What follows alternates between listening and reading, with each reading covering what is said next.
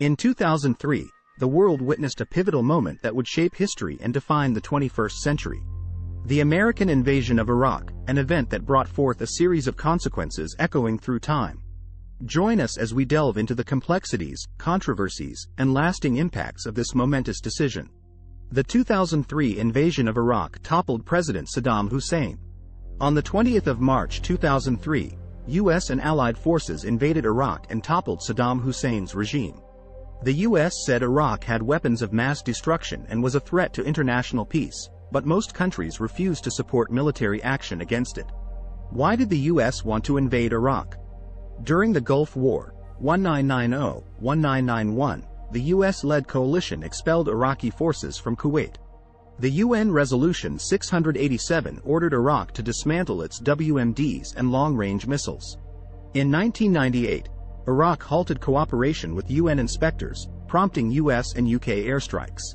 After 9/11, the Bush administration aimed to invade Iraq, alleging WMD production and an axis of evil with Iran and North Korea. In 2002, the U.S. Congress authorized military force. Despite UN inspections, the U.S. assembled a coalition of the willing and invaded in 2003. The WMD claims were later disproven. Who supported the war? Among the 30 coalition nations, the UK, Australia, and Poland engaged in the invasion, with 45,000 UK troops, 2,000 Australian troops, and 194 Polish special forces. Kuwait facilitated the launch from its territory. Spain, Italy, and East European nations in the Vilnius Group backed the coalition, citing Iraq's WMD program and UN resolution violations. What allegations did the US and UK make against Iraq? The US and UK leveled allegations against Iraq, including claims made by U.S. Secretary of State Colin Powell in 2003 that Iraq possessed mobile labs for producing biological weapons. However, Powell admitted in 2004 that the evidence for this was not solid. The UK government presented an intelligence dossier stating that Iraqi missiles could be deployed within 45 minutes to target UK interests. Former UK Prime Minister Tony Blair asserted with certainty that Saddam Hussein was still developing WMDs. These claims were founded on information from two Iraqi defectors, chemical engineer Rafid Ahmed Alwan al-Janabi and intelligence officer Maj Mohammad Harith. Subsequently, both defectors admitted to fabricating evidence to encourage an Allied intervention against Saddam Hussein. Who refused to support the war? The war lacked support from several quarters. Neighbors Canada and Mexico, along with European allies Germany and France, declined to endorse the conflict. French Foreign Minister Dominique de Villepin emphasized the drawbacks of military intervention. Even Turkey, a NATO member neighboring Iraq, denied the use of its airbases.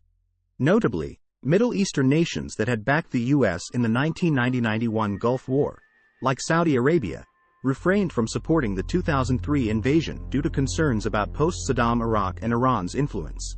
What happened in the war? The Iraq War, Operation Iraqi Freedom, began on March 20, 2003, with 295,000 U.S. and Allied troops invading from Kuwait. By May, Iraq's army was defeated, Saddam Hussein's regime overthrown, and he later captured and executed. No WMDs were found. Subsequent years brought sectarian strife and civil war among Sunni and Shia factions. U.S. troops withdrew in 2011, leaving around 461,000 war-related deaths and a $3 trillion U.S. cost.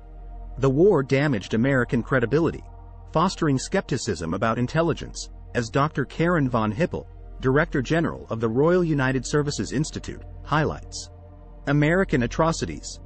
The aftermath of the Iraq War left an enduring mark spanning generations. With Saddam Hussein's regime toppled, over 20,000 Iraqi POWs fell under U.S. custody, and nearly 120,000 civilians perished during the U.S. military intervention and subsequent withdrawal. These figures were meticulously documented by the Iraq Body Count, collating data from official statements, hospitals, and NGOs. The harrowing Abu Ghraib scandal of 2004 starkly epitomized the war's brutality, displaying naked prisoners subjected to dehumanizing poses while American soldiers grinned. This shocking treatment found authorization in the Bush administration's torture memos, which shockingly condoned acts like torture and rape. Abu Ghraib's role shifted from detaining Iraqis to U.S. military control from 2003 to 2006, eventually closing in 2014. Trauma's impact cascaded through generations, with figures like Salah in Sweden bearing not only their own burden but also passing shadows to their offspring.